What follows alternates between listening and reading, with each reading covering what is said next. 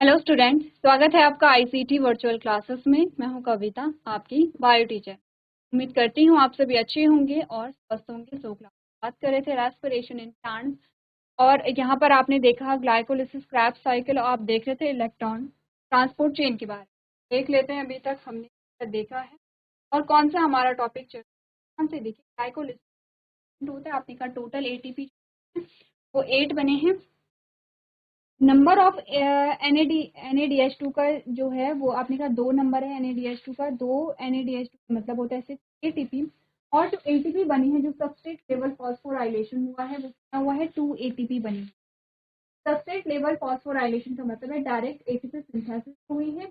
NADH2 कितने बने हैं, 2 NADH2 बने। ठीक है, इसमें ग्लाइकोलिसिस की बात हो रही है। टोटल नंबर ऑफ ATP 8 है। ठीक है, ये तो हुई ग्लाइकोलिसिस की बात। आगे बढ़ते हैं यहाँ पर क्रैब्स साइकिल में। क्रैब्स साइकिल में आपने कहा साइकिल की बात करें, 3 NADH2, एक FADH2 और एक ATP, यानी कि एक GTP से एक ATP का फॉर्मेशन हुआ है। ठीक है, तो ये जो बने हैं 3, 4, 5, इनका जो फॉर्मेशन हुआ है ये साइकिल के अंदर हुआ है। तो 3 NADH2 का मतलब होता है यहाँ पे कितना, 9 ATP। एक FADH2 का मतलब होता है यहाँ पे 2 ATP, और एक ATP तो एक ATP के बराबर यहाँ पर होगी। ठीक है, तो अपने का 9, ठीक है, 9 यहाँ पर बने हैं, और यहाँ पे कितने बने हैं, 11, 12, और यहाँ पे कितने बने हैं, 30। तो यहाँ पर आपने कहा, चलिए यहाँ पर आपने क्या कहा कि जो NADH2 है वो उनका जो टोटल नंबर है वो यहाँ पे कितना हुआ है, वो आपको यहाँ पे ध्यान से देखना है। तो ध्यान से देखिए कि यहाँ पर फिर हमने क्या किया था, 2 से इंटू कर लिया था। 2 से इंटू क्योंकि एक पायरुवेट में बन रहे 3 NADH2, एक FADH2, ठीक है, और एक ATP का यहाँ पे क्या हो रहा है, फॉर्मेशन। तो हमने कहा कि 2 पायरुवेट के मॉलिक्यूल बने थे किसमें, यहाँ पे जब ग्लाइकोलिसिस हमने पढ़ा था 2 पायरुवेट बने थे। 2 पायरुवेट का मतलब होता है कि एक पायरुवेट में इतनी संख्या है तो दो पायरुवेट में क्या होंगे, 2 से इंटू कर देंगे। तो हमने क्या किया था, 2 इंटू कर दिया था। ठीक है, तो ये सारे आपके 2 से इंटू होकर के प्लस ग्लाइकोलिसिस के जो ATP हैं वो भी हमने यहाँ पे ऐड। आपसे बार बार पूछा जाता है, इम्पोर्टेंट। एक और चीज हमने कहा, साइकिल में तो 3 NADH2 बने थे। साइकिल के बाहर जब जो पायरुवेट से आइसिटाइल कोएंजाइम का फॉर्मेशन होता है तब यहाँ पर क्या बनते हैं, का फॉर्मेशन होता है। एक पायरुवेट में एक NADH2, और दो दूसरे पायरुवेट जब क्या होगा, एसिटाइल कोएंजाइम में कन्वर्ट होगा तो 2 NADH2 का फॉर्मेशन होगा। यहाँ पे 2 NADH2 हम और देखिए, ठीक है, आपने काउंट करना है अच्छे से। क्या किया है आपने, आपने देखा, देखिए यहाँ पर हम देखेंगे, हमने कहा साइकिल के अंदर कितने NADH2 बने हैं, NADH2 कितने बने हैं, आपने कहा 3 बने हैं। ठीक है, और 3 इंटू 3, क्योंकि आपने कहा कि क्या होता है NADH2, एक NADH2 में 3 ATP बनते हैं, तो 3 में कितने बनेंगे, आपने कहा 9 बनेंगे। फिर है FADH2, FADH2 कितना बना है, 1 बना है। एक FADH2 कितने के बराबर होता है, आपने कहा 2 के बराबर होता है। तो कितने, एक FADH2 2 ATP के बराबर होता है, तो हैं 2 ATP बने हैं। फिर आपने कहा एक यहाँ पर क्या बना है, एक ATP बना है, तो एक ATP के बराबर ही होगा। तो टोटल जो ATP हमारे पास आए हैं, टोटल ATP जो हमारे पास आए हैं 9, 11, 9, 10, 11 और 12, ठीक है, 9, 10, 11, 12, 12 बने हैं। एक साइकिल में कितने बने हैं, आपने कहा 12 आपके पास क्या आए हैं, ATP आए हैं। ठीक है, इसके अलावा साइकिल से बाहर जब पायरुवेट से, यहाँ पे पायरुवेट था, पायरुवेट से एसिटाइल कोएंजाइम का फॉर्मेशन होता था तो NADH2 का फॉर्मेशन हुआ। ठीक है, तो हमने कहा कि जब यहाँ पर, अभी हम सिर्फ एक पायरुवेट की बात कर लेते हैं। साइकिल के बाहर ये टोटल ATP है। साइकिल के बाहर जो NADH2 बना है वो एक NADH2 बना है। ठीक है, यहाँ पे साइकिल के बाहर एक NADH2 बना है। एक NADH2 है वो 3 ATP के बराबर होता है। तो 12 प्लस 3 कितना आया है, 15 आया है। तो टोटल नंबर ऑफ ATP एक पायरुवेट से कितने बने हैं, 15 ATP बने हैं। और आपने कहा एक ग्लूकोज मॉलिक्यूल से कितने पायरुवेट बने हैं, 2 पायरुवेट बने हैं। एक पायरुवेट में 15 बने हैं, 2 पायरुवेट में कितने होंगे, 15 इंटू 2 कितने होंगे, 30 होंगे, 30। तो 30 हमारे पास क्या बने हैं यहाँ पर, जो ATP है उनका फॉर्मेशन में क्रैब साइकिल की बात चली। इतने पूरे क्रैब साइकिल में ही बने हैं। अब आपने क्या किया है, क्रैब साइकिल प्लस ग्लाइकोलिसिस आ गए आपके पास 38। ये हमने बहुत बार रिवाइज कर लिया है, जितनी बार हमने चैप्टर स्टार्ट किया, जितने हमारे लेक्चर हुए हैं उतनी बार हमने ये चीज़ें डिस्कस की हैं, इसलिए कि जिससे कि आपको कंफ्यूजन ना हो। ध्यान देखिए, आपसे पूछा जाता है ग्लाइकोलिसिस में number of NADH2, number of ATP, और क्रैश साइकिल में number of NADH2, number of FADH2, number of ATP। तो ये चीज़ें आपको ध्यान रखनी है कि कहाँ से किस प्रकार से आप ATP का जो नंबर है, टोटल नंबर है, टोटल कैलकुलेशन है, वो आप निकालें। ठीक है, आगे बढ़े। चलिए, ये चीजें तो हम डिस्कस कर चुके हैं, आगे बढ़ते हैं। और आपने कहा, चलिए आगे बढ़ते हैं, आपने कहा कि जो NADH2 है, FADH2 है, इनसे जो ATP बनेगी, ये बनती है यहाँ पर जो माइटोकॉन्ड्रिया होता है, उसमें जो आपने कहा कि जो इलेक्ट्रॉन ट्रांसपोर्ट चेन चलेगी, वहां पर इनका फॉर्मेशन होता है। अब हमें पढ़ना है इलेक्ट्रॉन ट्रांसपोर्ट, का पढ़ चुके हैं इस प्रकार से, ये हमारे पास इलेक्ट्रॉन ट्रांसपोर्ट चेन है। इलेक्ट्रॉन ट्रांसपोर्ट चेन में क्या हमने चीजें डिस्कस की, हमने कहा है ये है माइटोकॉन्ड्रिया। ठीक है, माइटोकॉन्ड्रिया है, ये माइटोकॉन्ड्रिया की क्या है, इन आउटर मेम्ब्रेन है, इनर नहीं होगी, आउटर होगी। ठीक है, ये है आउटर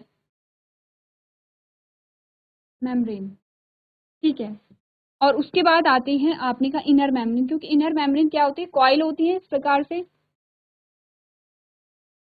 ये हमारे पास आती है इनर मेम्ब्रेन। इनर मेम्ब्रेन पे लगे होती हैं इस प्रकार से इलेक्ट्रॉन कैरियर। क्या है ये, इलेक्ट्रॉन कैरियर। पूरी चेन पे क्या लगेंगे, इलेक्ट्रॉन कैरियर। यहाँ पर चली है क्या, क्रैब्स साइकिल चली है, यहाँ पे क्रैब्स साइकिल है। ठीक है, क्रैब्स साइकिल से क्या बने हैं, NADH2 और FADH2।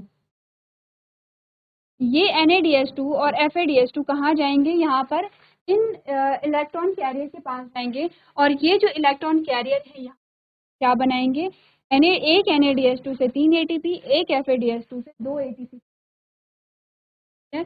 और यहाँ पर क्या करेंगे, ये जो बीच वाला एरिया, इसे हमने क्या कहा था, इनर मेम्ब्रेन स्पेस कहा था। ये बीच वाला जो एरिया है, इसे हमने कहा था इनर मेम्ब्रेन स्पेस।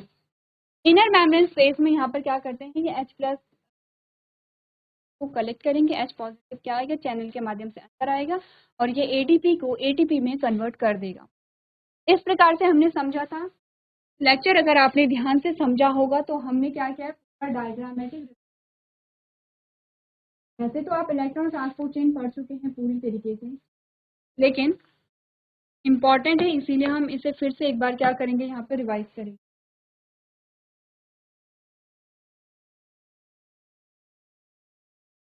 ठीक है, क्या बात हमने की है उसे ध्यान से देखिए। हमने सबसे पहले बोला कि यहाँ पर आपके पास आएंगे कॉम्प्लेक्स। सबसे पहले तो लेवलिंग देख लीजिए, लेवलिंग क्या क्या है। ये आपके पास आती है सेल मेम्ब्रेन, जो आपकी कोशिका है उसकी मेम्ब्रेन आती है। ये पूरा आएगा माइटोकॉन्ड्रिया, ये पूरा आता है माइटोकॉन्ड्रिया। ठीक है, और माइटोकॉन्ड्रिया की आपके पास आती है इनर मेम्ब्रेन, पास आ गई है इनर मेम्ब्रेन।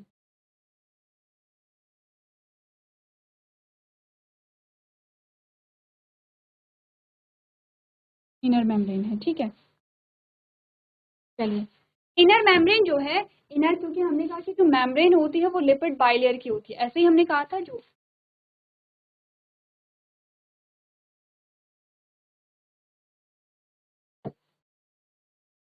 इस प्रकार से होती है लिपिड बाइलेयर।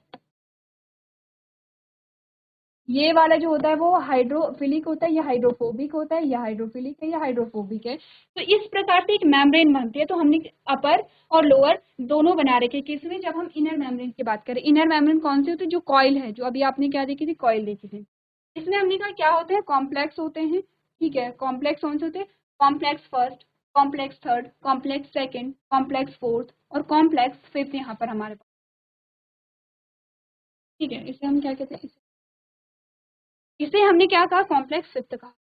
अब हमने क्या कहा कि ये जो कॉम्प्लेक्स होते हैं, ये किससे बने होते हैं, प्रोटीन से बने हुए होते हैं, और इनमें होते हैं इलेक्ट्रॉन कैरियर, जो इलेक्ट्रॉन को कैरी करते हैं। इलेक्ट्रॉन कैरियर का मतलब होता है इलेक्ट्रॉन को रिसीव करना, उसे पास करना, रिसीव करना, उसे पास करना। जब इलेक्ट्रॉन पास होते रहते हैं तो आपने की एनर्जी जो है वो रिलीज होती है, एनर्जी जनरेट होती है यहाँ। सेम वैसा ही हुआ। क्या हुआ, आपने कहा ये जो है ये इनर मेम्ब्रेन है, ये क्या है यहाँ पर, ये वाला जो रीजन आपका आता है ये मैट्रिक्स वाला रीजन है, ये मैट्रिक्स है, और ये इनर मेम्ब्रेन स्पेस है, ये इनर मेम्ब्रेन है, ये आउटर मेम्ब्रेन है, ये मैट्रिक्स है, ये इनर मेम्ब्रेन स्पेस है। मैट्रिक्स में क्या बना है, क्रैब साइकिल चली है मैट्रिक्स में, और मैट्रिक्स में NADH2 FADH2 का फॉर्मेशन हुआ है। इसमें क्या करना है, इसमें कन्वर्ट करना है। आपने कहा NADH2 ने H+ जो H पॉजिटिव और इलेक्ट्रॉन को किसे पास कराया है, इन कॉम्प्लेक्स को पास कराया है, किस कॉम्प्लेक्स फर्स्ट को पास कराया है, और NADH2 कन्वर्ट हो गया NAD+ में। इसने क्या किया है, इलेक्ट्रॉन को लिया, इलेक्ट्रॉन कैरियर के नाम ध्यान से देखिए, इलेक्ट्रॉन कैरियर कौन से हैं, FMN है, कॉम्प्लेक्स 1 के जो इलेक्ट्रॉन कैरियर है वो FMN है, और FES है। FMN ने क्या किया, इलेक्ट्रॉन को लिया यहाँ से, किससे, NADH2 से इलेक्ट्रॉन को लिया, और इलेक्ट्रॉन को FES को पास करा दिया है।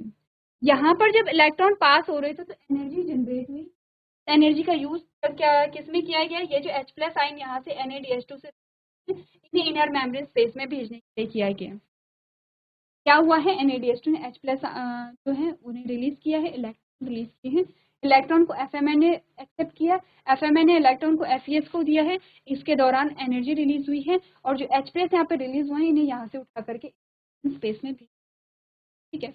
उसके बाद क्या हुआ, FES ने इलेक्ट्रॉन किसे दिया है, यूबी क्विनॉन को दिया है, ये कॉम्प्लेक्स फर्स्ट है, उसके बाद कॉम्प्लेक्स फर्स्ट से बाहर यूबी क्विनॉन आता है, यूबी क्विनॉन ने इलेक्ट्रॉन को भी एक्सेप्ट किया है, और इसने क्या किया, H पॉजिटिव को भी एक्सेप्ट कर लिया है, और यूबी क्विनॉन H2 में कन्वर्ट हो गया, ठीक है, यूबी क्विनॉन H2 में कन्वर्ट ये हो गया है।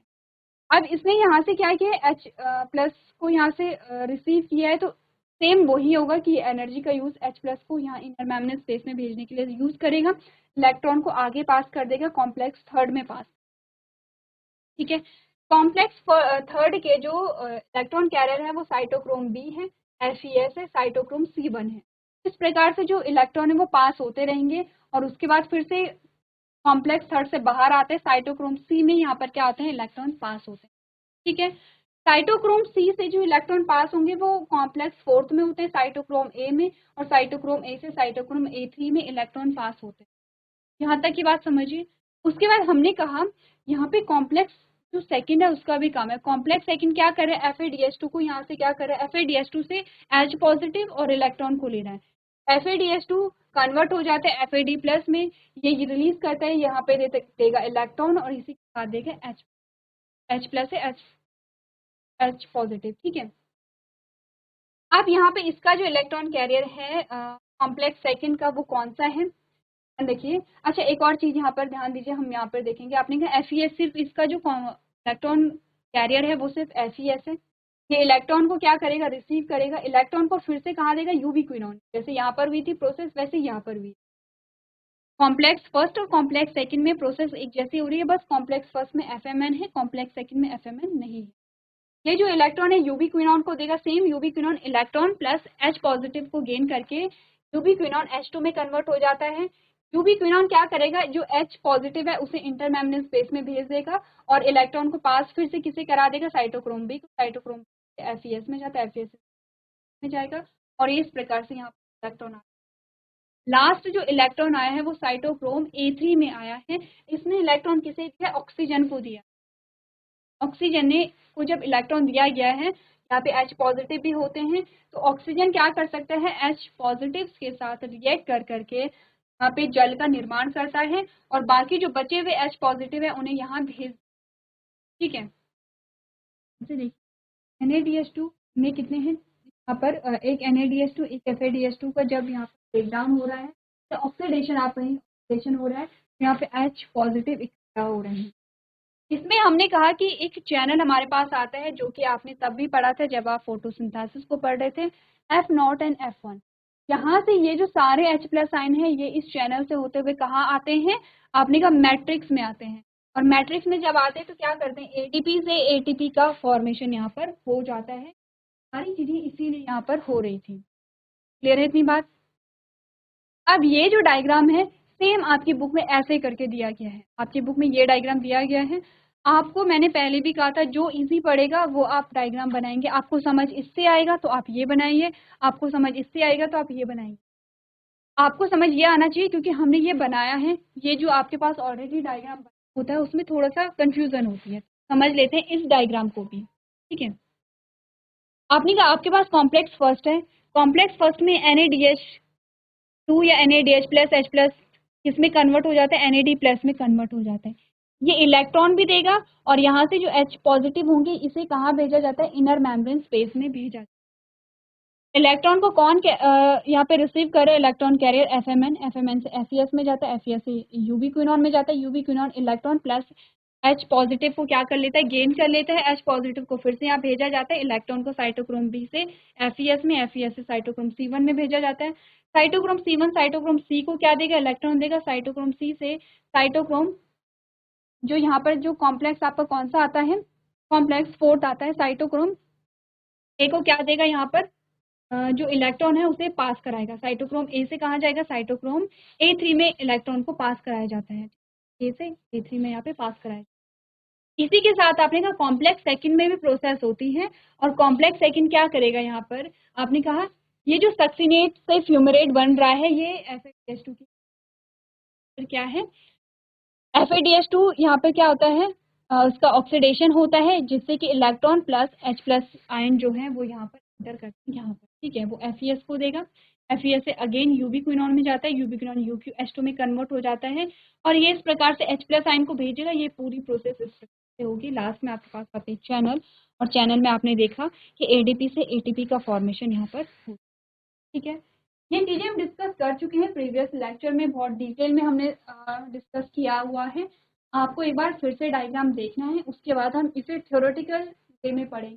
जो आपके पास थ्योरी पोर्शन आता है, थ्योरी में आप कैसे एक्सप्लेन नहीं करेंगे ये पढ़ेंगे। इससे पहले आपको डायग्राम को समझ हैं तो थ्योरी की आवश्यकता आपको नहीं पड़ेगी। और ध्यान से देखिए कौन कौन से कॉम्प्लेक्स आए हैं, यहाँ पर जो इलेक्ट्रॉन कैरियर हैं उनके क्या क्या नाम है, कॉम्प्लेक्स के हैं। कॉम्प्लेक्स को अरेंज कैसे करें, complex first second third fourth ऐसे नहीं लिखेंगे, फर्स्ट है, थर्ड है, सेकंड है, फिर फोर्थ है, फिर फिफ्थ।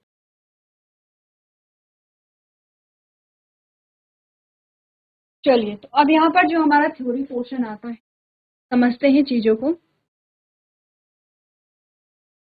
इलेक्ट्रॉन ट्रांसपोर्ट चेन के बारे में क्या पढ़ा था हमने कहा electron transport chain is a series of compounds where it makes use of electron from electron carrier to develop a chemical gradient। आप केमिकल ग्रेडियंट जनरेट करना है, इसमें आप क्या कर सकते हैं, यहाँ पर इलेक्ट्रॉन को मूव कराते हैं इलेक्ट्रॉन कैरियर के, ठीक है। नेक्स्ट आपने कहा it could be use to power oxidative phosphorylation. इसे आप क्या कहेंगे, ऑक्सीडेटिव फॉस्फोराइलेशन। आपने फॉस्फोराइलेशन जो है वो 3 टाइप से, और आपने कहा था एक तो है सबस्ट्रेट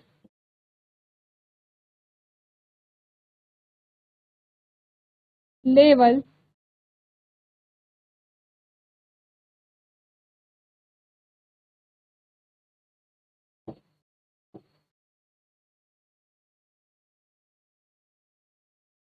फॉस्फोराइलेशन, दूसरा है यहाँ पे फोटो फोटो फॉस्फोराइलेशन, और तीसरा है यहाँ पे ऑक्सीडेटिव ऑक्सीडेटिव फॉस्फोराइलेशन, ठीक है। तो आप क्या बात कर रहे हैं, आप ऑक्सीडेटिव फॉस्फोराइलेशन के बारे में यहाँ पे बात कर रहे हैं, क्लियर है। तो ये चीजें हम हटा दें। आपने सबस्ट्रेट लेवल फॉस्फोराइलेशन यानी कि डायरेक्ट एटीपी सिंथेसिस हो रही है, ये आपने देखा। आपने फोटो फॉस्फोराइलेशन पढ़ा है, फोटोसिंथेसिस में। आप ऑक्सीडेटिव फॉस्फोराइलेशन पढ़ रहे हैं कहाँ पे, रेस्पिरेशन में। ऑक्सीडेटिव फॉस्फोराइलेशन का मतलब होता है कि यहाँ पे एटीपी का फॉर्मेशन हो रहा है ग्लूकोज के ऑक्सीडेशन से। आपने कहा ग्लूकोज से पायरुवेट बना, तो पायरुवेट का ऑक्सीडेशन हो रहा है, तब जाके आपको क्या मिली है, एटीपी मिली। Molecules present in the chain comprise enzymes that are protein complex or a protein peptide and much more। आपने कहा जो यहाँ इस चेन में जो मॉलिक्यूल प्रेजेंट हैं वो क्या है, यहाँ पे किससे बने हैं, एंजाइम से मिलकर के बने हैं, जो कि क्या है, प्रोटीन कॉम्प्लेक्स। तो कॉम्प्लेक्स के बारे में आप बात करें, हमने कहा प्रोटीन से बने हैं, इसके बारे में हमने पहले भी बात की थी। Next, large amount of ATP could be produced through a highly efficient method termed oxidative phosphorylation. यहाँ पे बहुत ज्यादा एनर्जी बनती है, आपने कहा 30 ATP is a fundamental unit of a metabolic process, ये हम बात कर चुके हैं. The electrons are transferred from an electron donor to the electron acceptor, leading to a production of ATP. It is one of the vital phase in the electron transport chain. Compared to any other part of cellular respiration, the large amount of ATP is produced in this phase. चलिए यहाँ तक हम बात कर चुके थे, आगे बात करते हैं. मैंने कहा electron transport is defined as a series of redox reaction that is similar to a relay race. ठीक है, आपने क्या इलेक्ट्रॉन ट्रांसपोर्ट चेन क्या है, रिडॉक्स रिएक्शन है. आपने केमिस्ट्री में काफी बार ये वर्ड सुना है.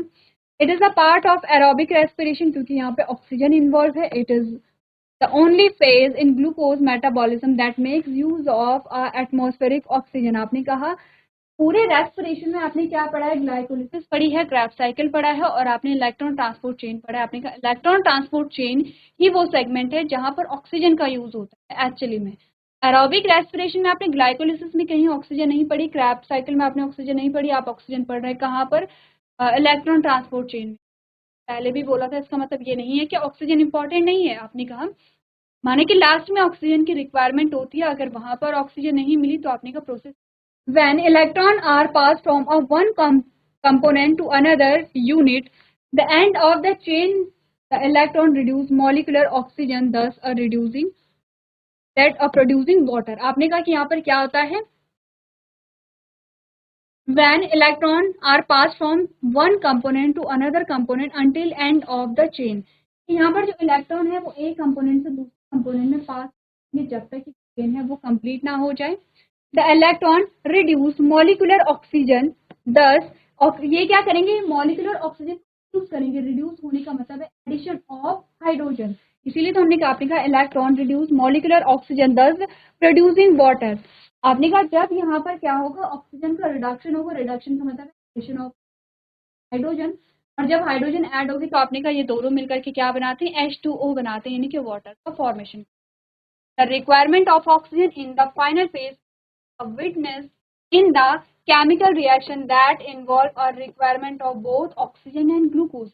कि जो फाइनल स्टेप होता है, और फाइनल स्टेप में यहाँ पर जो ऑक्सीजन की प्रेजेंस होती है वो क्या होती है यहाँ, या उसका सबूत होता है कि यहाँ पर दोनों की रिक्वायरमेंट होती है. आपका final phase could witness in the chemical reaction that involve the requirement of both oxygen, और जो ऑक्सीजन है दोनों ही यहाँ पर क्या होती हैं, इन्वॉल्व. ठीक है, आगे बढ़ते हैं. Electron transport chain in mitochondria. अब यहाँ पर आपको एक समरी बताई गई थी पूरा इलेक्ट्रॉन. यहाँ पर आप स्टेप वाइज पढ़ेंगे, यहाँ पर आप क्या करेंगे, स्टेप वाइज पढ़ेंगे कि जो इलेक्ट्रॉन ट्रांसपोर्ट चेन है उसमें क्या हो रहा है. आपने कहा complex would be defined as a structure that comprise a weak protein molecules और atom that is weakly connected to a protein. The plasma membrane of prokaryote comprise a multi copies of the electron transport chain. Start करते हैं complex first से. Complex first में क्या हो रहा है, NaDH2 oxido reductase. अच्छा, एक और चीज आपको ध्यान देनी है, यहाँ पे कॉम्प्लेक्स के भी नाम है जो कि आपको ध्यान रखने हैं. कॉम्प्लेक्स वन का नाम क्या है, यहाँ पे कॉम्प्लेक्स वन का नाम है NaDH डिहाइड्रोजिनेस. कॉम्प्लेक्स वन का नाम है. कॉम्प्लेक्स टू का क्या नाम है, साइटोक्रोम BC1 यहाँ पे है. कॉम्प्लेक्स, ये कॉम्प्लेक्स थर्ड का नाम है. कॉम्प्लेक्स सेकंड का नाम है सक्सिनेट डिहाइड्रोजनेट. ठीक है, और कॉम्प्लेक्स फोर्थ का नाम है साइटोक्रोम C ऑक्सीडेज. कॉम्प्लेक्स तो आपका आता है वो, इनके नाम भी आप याद रखें, नाम से भी आपके पास क्या आती है वो पूछी जाती है. Oxido reductase. ठीक है, it comprise enzyme consisting of iron sulphur and FMN. यहाँ पे इलेक्ट्रॉन कैरियर क्या थे, FMN थे और FES थी. आयरन सल्फर का मतलब होता है FES. ठीक, सल्फर का मतलब कौन कौन से एंजाइम इनमें होते हैं, जिन्हें रेस्पिरेटरी एंजाइम्स भी कहते हैं, इलेक्ट्रॉन कैरियर भी कहते हैं. ठीक है, तो आपने कहा कौन से एंजाइम होंगे, आयरन सल्फर एंड FMN. है 2 electrons are carried out to the first complex aboard NaDH. FMN is derived from a vitamin B. derive होता है B2 से, गर्मी को B2 क्या होगा, derive होगा. पहली चीज. सेकंड आता है आपने कहा Q and कॉम्प्लेक्स 2. कॉम्प्लेक्स 2 में क्या है, succinate Q reductase. FADH2 that is not passed through a complex 1. FADH2 complex 1 से पास नहीं हुआ, complex 2 is received directly from complex 2. The first and the second complex are connected to a third complex through a compound ubiquinone, जिसे UQ आपने लिखा था. आपसे बोला गया है कि ये कॉम्प्लेक्स फर्स्ट है, ये कॉम्प्लेक्स सेकंड है और इनके बीच में कॉम्प्लेक्स थर्ड आएगा. कॉम्प्लेक्स थर्ड से दोनों ही क्या है, अटैच्ड हैं. ठीक है, किस तरीके से अटैच है आपने कहा, यहाँ पे क्या होगा, यूबिक्विनोन. कहा यहाँ पर the first and second complex are connected to a third complex. पहला और जो दूसरा है वो तीसरे से क्या होते हैं, कनेक्ट होते हैं, क्योंकि तीसरा बीच में होगा. Through a compound यूबिक्विनोन. यूबिक्विनोन के द्वारा क्या होंगे, दोनों क्या होंगे, कनेक्टेड. कैसे होंगे देखिए, कॉम्प्लेक्स फर्स्ट है, कॉम्प्लेक्स सेकंड है और ये कॉम्प्लेक्स थर्ड होता है. ये यूबिक्विनोन के द्वारा कनेक्टेड है. ये देखिए, ये जो आपके पास साइकिल आ रही है तो यूबिक्विनोन के द्वारा क्या होता है, दोनों ही कनेक्टेड होते हैं. ये बातें क्लियर हैं. चलिए आगे बढ़ते हैं. The ubiquinone molecule is soluble in water and moves freely in the hydrophobic course of the membrane. आपने कहा यहाँ पे जो यूबिक्विनोन है वो क्या है, यहाँ पे soluble है और freely मूव कर रहा है. तभी तो आप देख रहे हैं कि UQ से UQH2 का फॉर्मेशन यहाँ पर हो जा रहा है. ठीक है.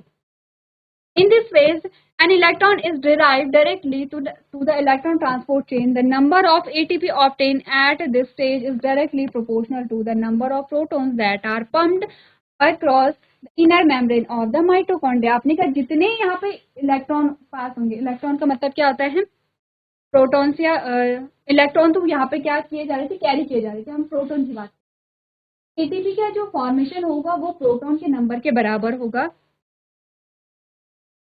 देखिए जितने यहाँ पे H+ बने हैं या जितने यहाँ पे प्रोटॉन बने हैं उतनी ही एटीपी यहाँ पे जनरेट हो. इसके बारे में बोला गया. फॉर एग्जांपल यहाँ पे 4 हमने H+ दिखाए हैं, 4 एटीपी यहाँ पे क्या होती हैं, जनरेट होती हैं. ये सेम चीज आपको बताई गई है. आपने क्या समझा यहाँ पे, आपने कहा the number of ATP obtain at this stage is directly proportional to the number of protons that are pumped across inner membrane mitochondria. Clear है इतना. आगे बढ़े. नेक्स्ट आपको बोला गया है यहाँ पर FADH2 that is not passed through a complex first is received directly from the complex 2. वही आ गया है, कॉम्प्लेक्स 2 आ गया है. अब आते हैं कॉम्प्लेक्स 4 पे. कॉम्प्लेक्स 4 साइटोक्रोम सी ऑक्सीडेज है. The fourth complex is comprised of a cytochrome C A and A3. Cytochrome C, cytochrome A, cytochrome A3. There are 2 heme group where each of them is present in cytochrome C and A3. The cytochrome are responsible for holding oxygen molecule between copper and iron until the oxygen content is reduced completely. In this phase, the reduced oxygen picks 2 hydrogen ions from the surroundings environment to make water. This was a simple introduction to electron transport chain. चलिए, ये क्या आपका simple introduction है किसका, electron transport chain का. Clear है. अब यहाँ पर आपको बोला क्या गया, जैसे कि मैंने पहले भी आपको बताया, अगर आप समझते हैं डायग्राम को तो आप लैंग्वेज खुद बना सकते हैं. Complex first, complex third, complex second, complex fourth and fifth में कैसे प्रोसेस, इससे अच्छा रिप्रेजेंटेशन आप दे सकते हैं. अगर आपने क्या किया है, जो डायग्राम है उसे अच्छे, तो मैं आपको ये सजेस्ट करूंगी कि आप डायग्राम बनाएंगे और यहाँ पर इलेक्ट्रॉन ट्रांसपोर्ट चेन को समझिए किस प्रकार से यहाँ पर हो रही है. इस प्रकार से हमारा जो इलेक्ट्रॉन ट्रांसपोर्ट चेन है वो कंप्लीट यहाँ पर हो चुका है. आई होप आपको ये जो सारे टॉपिक है वो समझ, सेशन में हम ही करेंगे. अभी तक क्लास में बने रहने के लिए आपका